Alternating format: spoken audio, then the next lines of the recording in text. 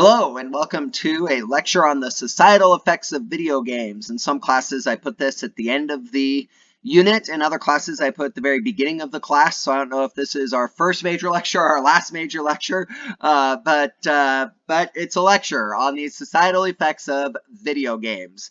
I want to start with the question that we're going to ask: are video games good or bad? Well, are books good or bad? Are movies good or bad? Are, sports good or bad? Well, it depends on what sport you're talking about. It depends on what books you're talking about. It depends on what movie you're talking about. The gladiator sports of ancient Rome, where they slaughtered women and children in the arena, those sports were bad. They were very, very bad. They were wicked and evil. And people, and so baseball, perfectly fine sport, perfectly fun game.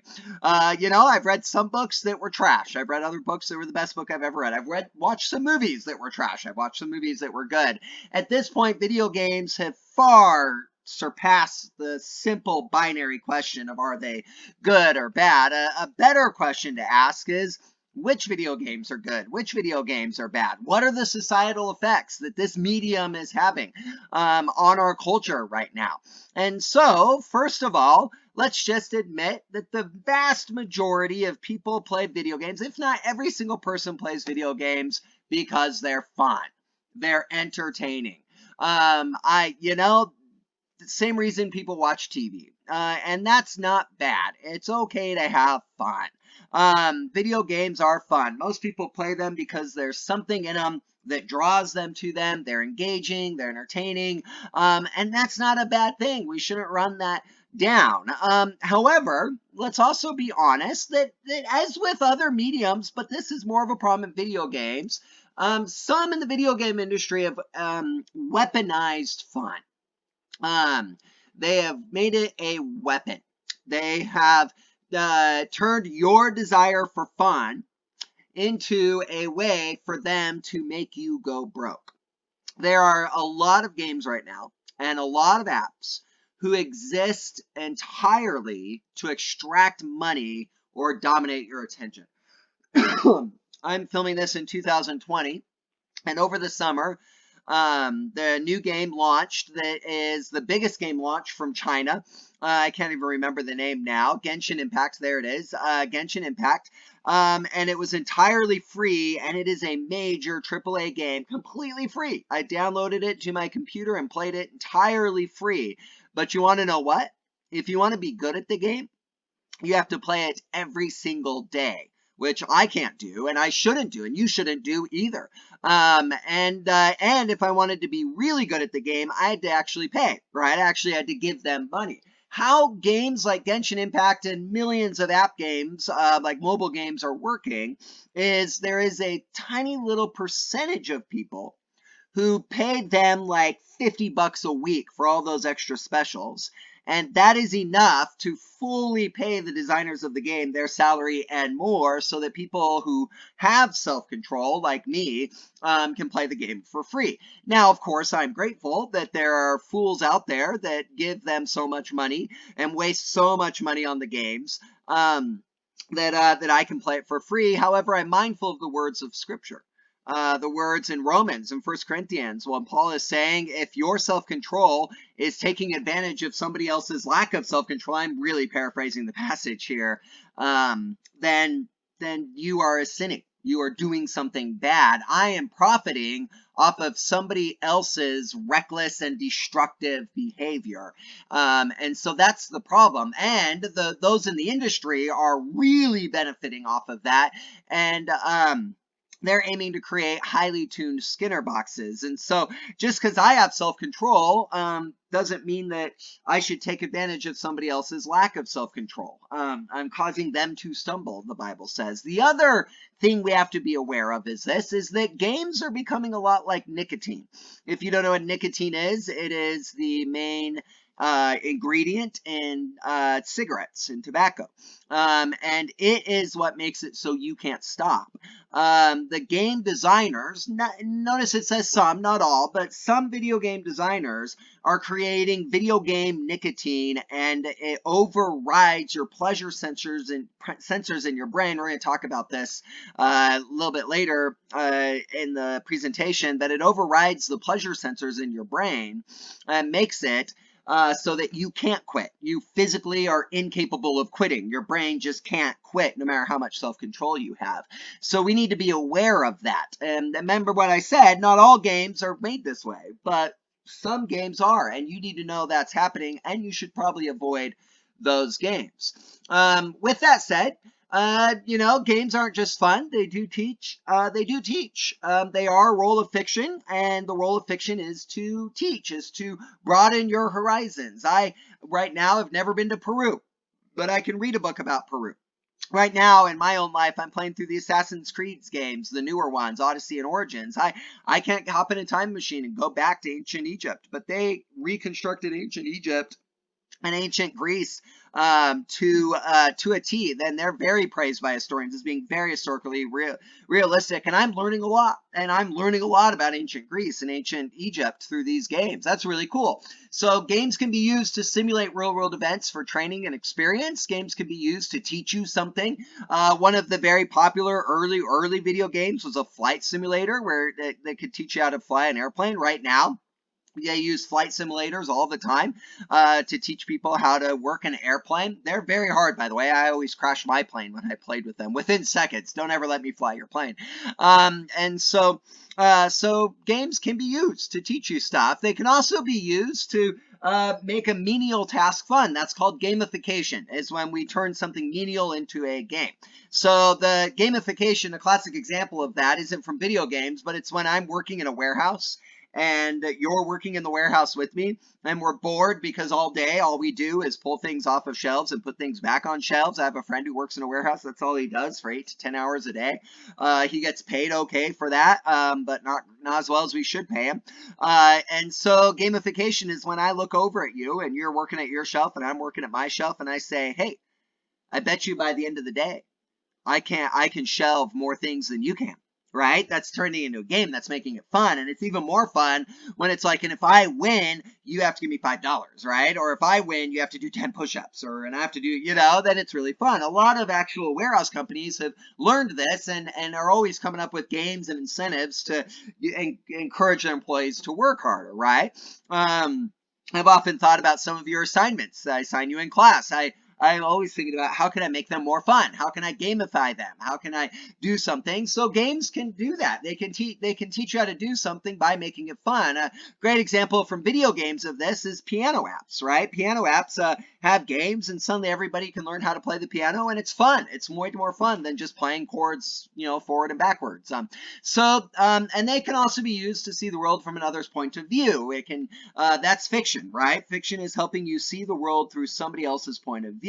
I didn't grow up in the inner city with a dark color of skin, and yet if I could play a game that makes me a black inner city kid, I can get a feel for what that's like and increase social awareness and really help me look at racism and prejudice issues differently, right?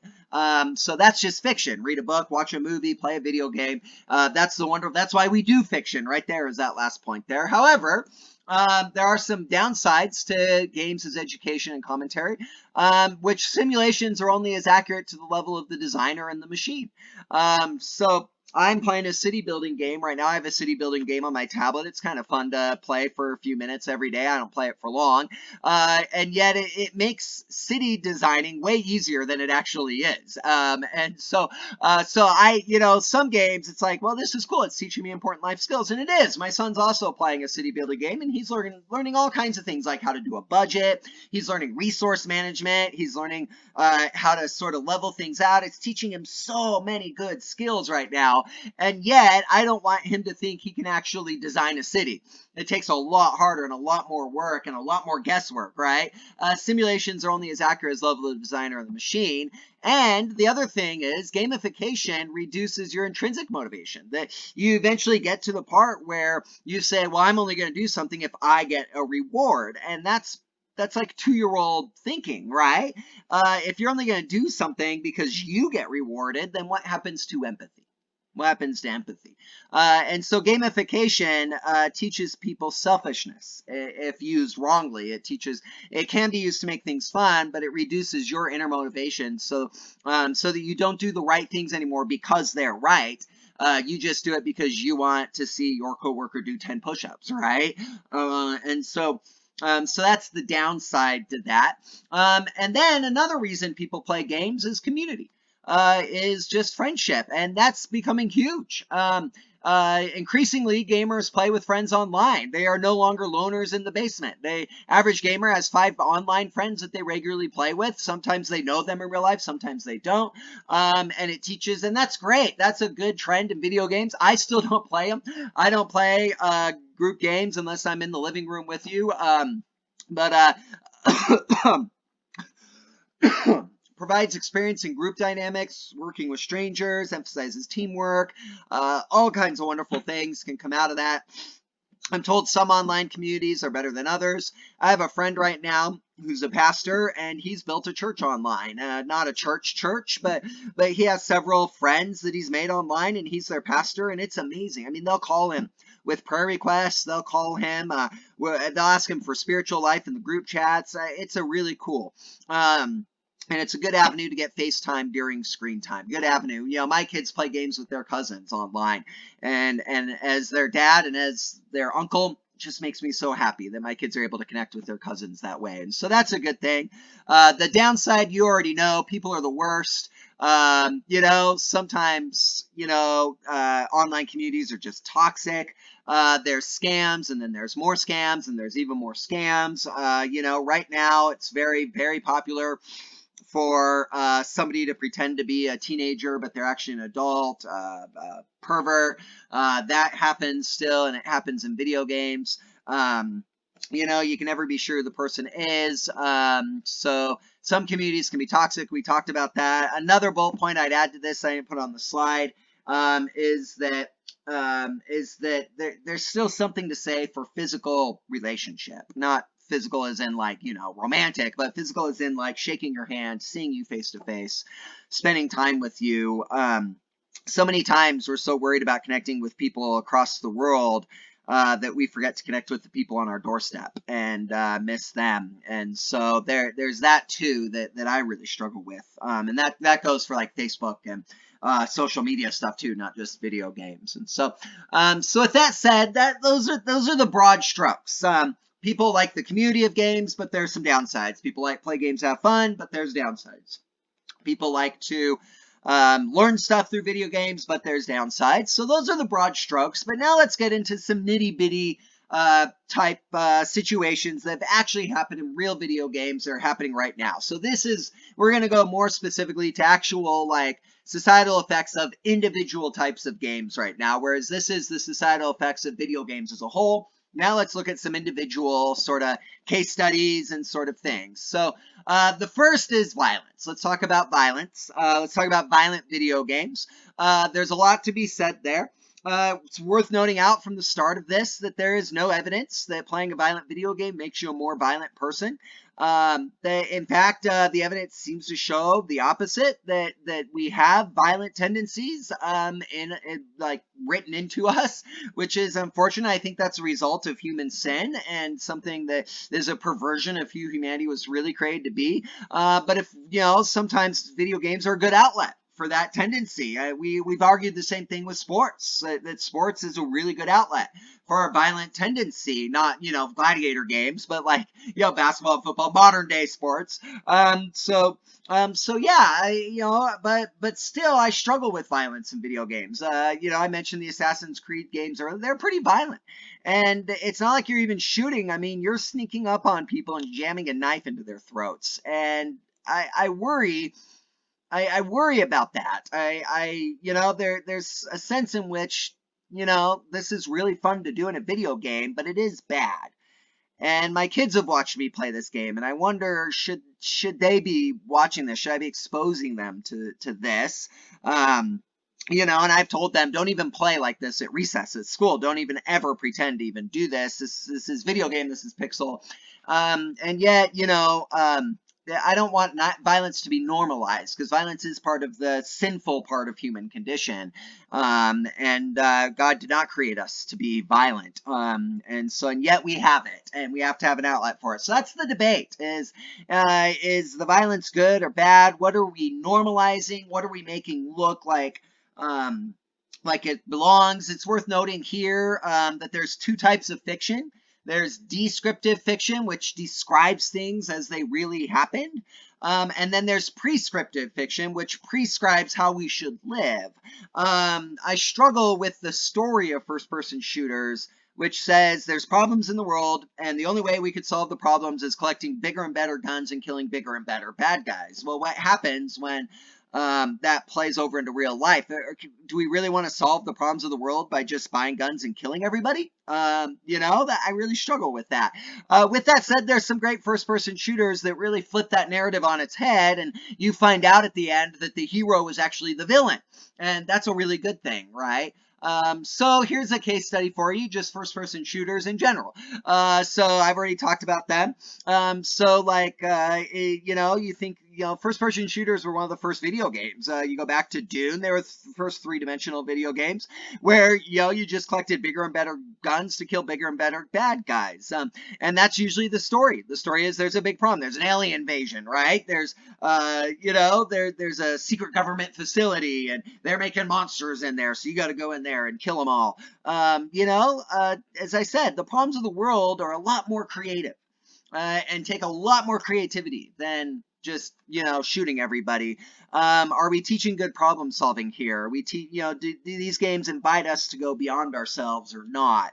That's just a case study. So you look at the BioShock series. That's more or less a first person shooter. You can also shoot magic in that game, which makes it fun.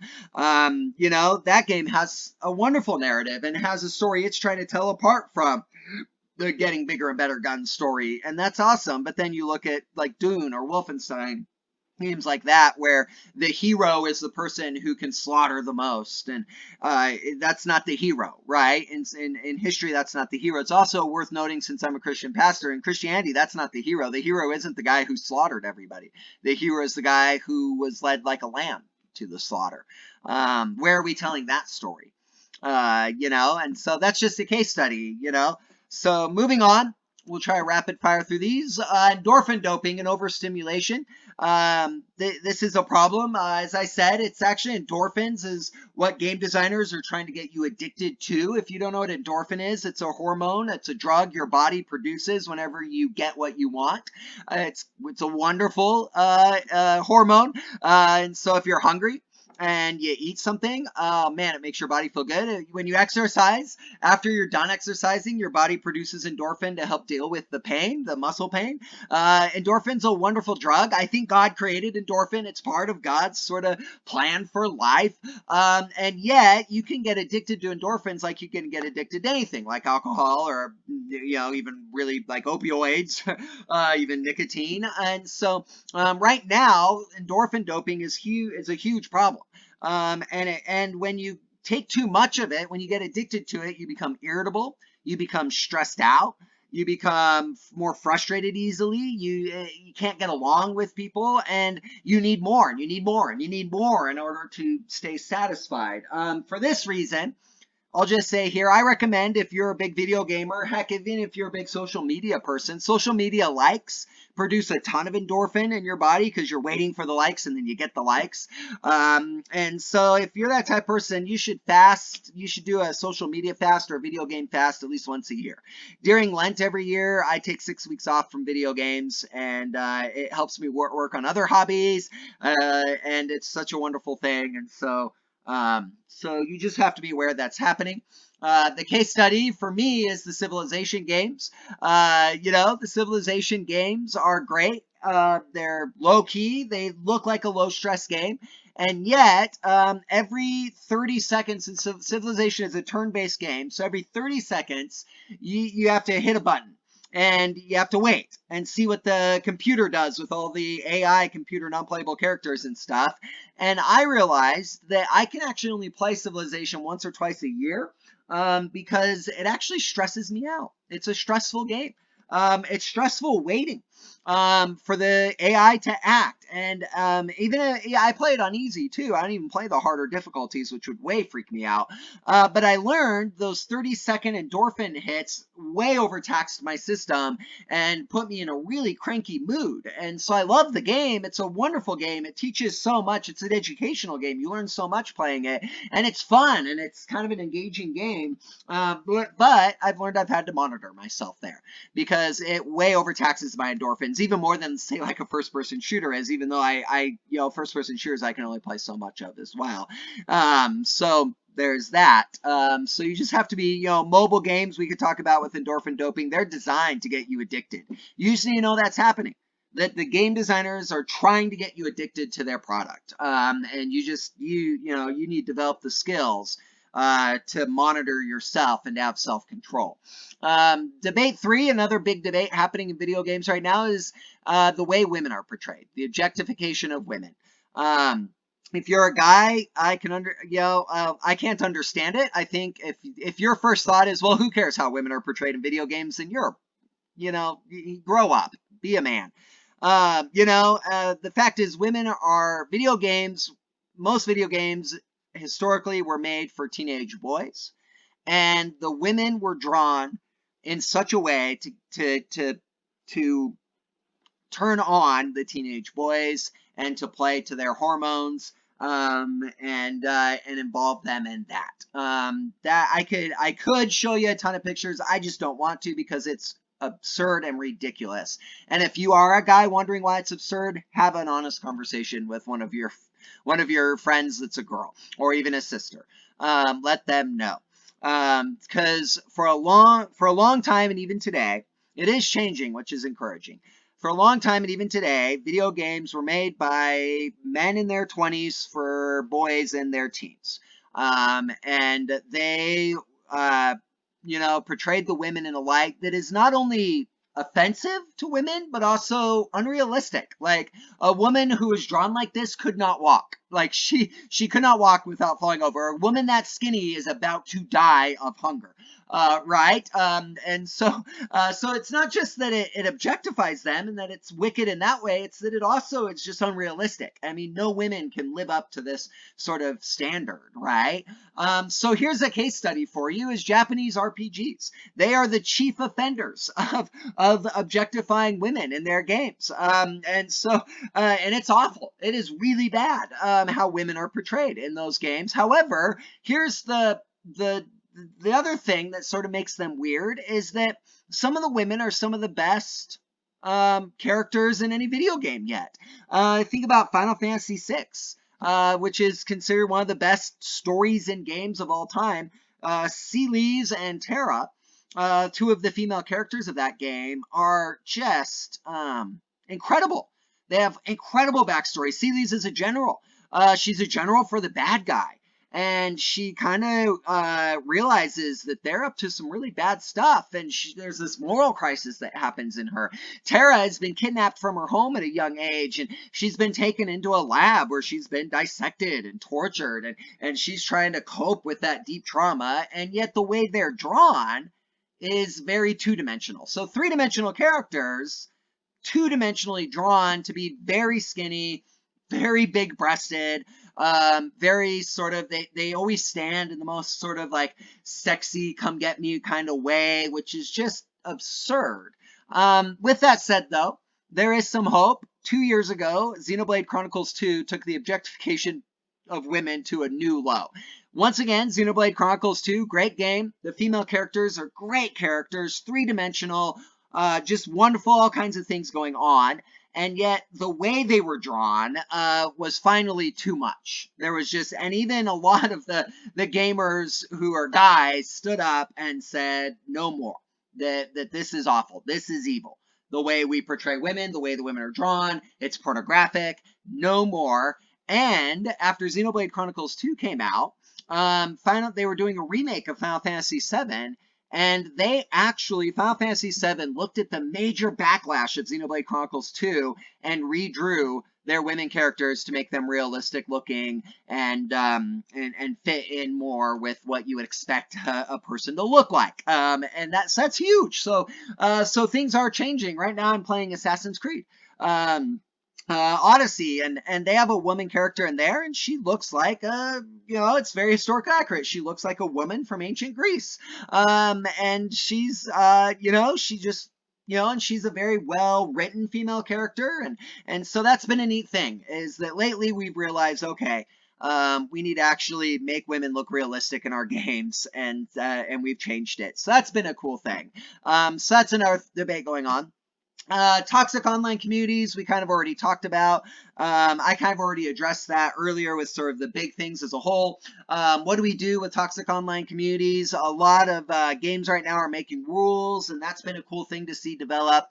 A lot of rules about what you can say, what you can't say. A lot of rules about who gets banned and who doesn't get banned. So that's been a neat thing. World of Warcraft is a great case study here because World of Warcraft has been known for having pretty good online communities, and they are the ones. It's a 20-year-old game now, but they wrote the book on how to sort of police the online exchanges, and so that's been a neat thing. A lot of people have made a lot of really good friends through World of Warcraft. That's been a neat thing. And then debate 5, we kind of talked about this earlier too. Are games too fair in an unfair world? This is a big debate happening in the video game industry right now. Like I said, with city building games are too fair. When you're actually trying to build a city and you're trying to increase your population and you're trying to build roads and you're trying to do all that, it's 10 times more complicated than just clicking on a map and saying $400 for a mile of road. Click, I have it. Collect taxes for my commercial district. Taxes are complicated, very complicated. So are video games teaching people that life is more fair than it is? Probably. And I just want to say to you, life isn't fair. Video games are fair. They're fun. But life isn't fair. Life is 800 times more complicated than any video game could ever capture, and you're just going to have to learn. In fact, being an adult, growing up, you have to learn that there is no safe system. Being an adult means that you can't just hit the reset button. Being an adult means that you're going to make some awful mistakes in your life, and you're going to have to live with the frustrating consequences, and you're going to have to figure out in the middle of your awful mistakes and the frustrating consequences, you're going to have to learn how to pose yourself with dignity, how to forgive yourself, and how to move on. There is no reset button in life. You can't just save the game and go back. I wish you could. I've made some awful mistakes in my life. You just have to learn how to pick up and go on. That's called being mature. That video games tend to make you immature because they teach you that, oh, it doesn't matter what you do. That's fun in video games. That's okay. But life doesn't have a safe system. So another debate, moving on, is work environments. Video game companies are pretty toxic companies. This has also been a thing that we've made some progress on. In fact, there's a video game company called Telltale Games that made some pretty good games just 5 or 6 years ago. They folded overnight because all of their employees quit and just said, we can't work here anymore. Video game companies expect their employees to work 80 to 100 hours a week. If you're making video games, you have no time to play video games or to do anything else. They expect you to get it right the first time or else they'll fire you. If you quit or get fired before the game is done, they won't even put your name in the credits, even if you were the one that wrote that beautiful song that sold the game that they put in the trailer. They won't even tell anybody that you're the one that wrote it, and you won't get any money from that. Video game employees aren't really paid all that well. You may think, oh yeah, video games are huge, a lot of money in it. Not really. I would actually recommend you just form your own video game company and make your own games and don't go working for anybody else. That takes a lot of work too, but at least you're your own boss there. So Telltale Games is the classic example. The nice thing is after Telltale Games, after Telltale Games sort of went belly up, a lot of video game companies took notice, and there's been a lot of really good lawsuits and a lot of really good structures happening right there. So you just need to know that sometimes when you buy a video game, you're supporting sort of bullying and you're supporting viciousness. And so that's something to be careful about. Does that mean you shouldn't buy the game? You know, the Telltale games are like $1 now because the company that made them went bankrupt, so you can get them for free. I have a couple of the Batman ones they made saved to my Switch right now. But it does mean we need to call them to a higher ethic and a higher standard for how they treat their employees. We need to call all companies to a higher ethic and standard for how they treat their employees. You just need to know that that's something else that's going on. So, some final thoughts for you is treat games responsibly as you would any other form of media or anything else, any other thing. Like, you know, if you drink alcohol, drink it responsibly, right? Monitor the content of the game. Monitor yourself. Monitor what are my emotions, my reactions, my mood. Just this morning, last night I played a game until around my bedtime, and I was stuck on a mission I just couldn't complete. It was too hard.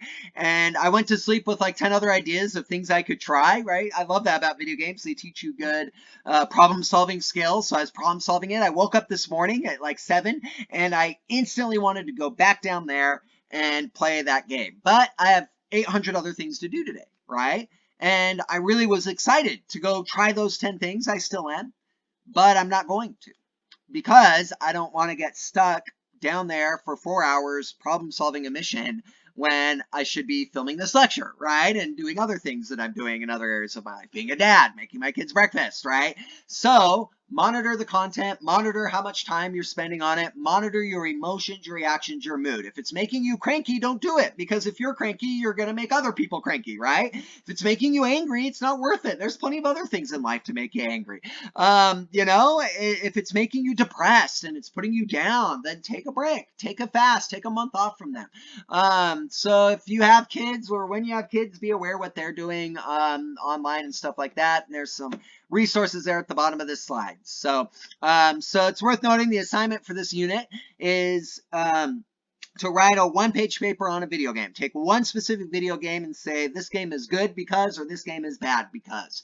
I would recommend that only older adults play this game. I'd recommend this game for younger children, and my grandma. So that's your assignment for the week. You'll find, I'm sure I'll give you more instructions in the online forums that we are using for this class. So yeah, go in peace. Hopefully I've at least given you something to think about, and I look forward to seeing what you come up with and your thoughts.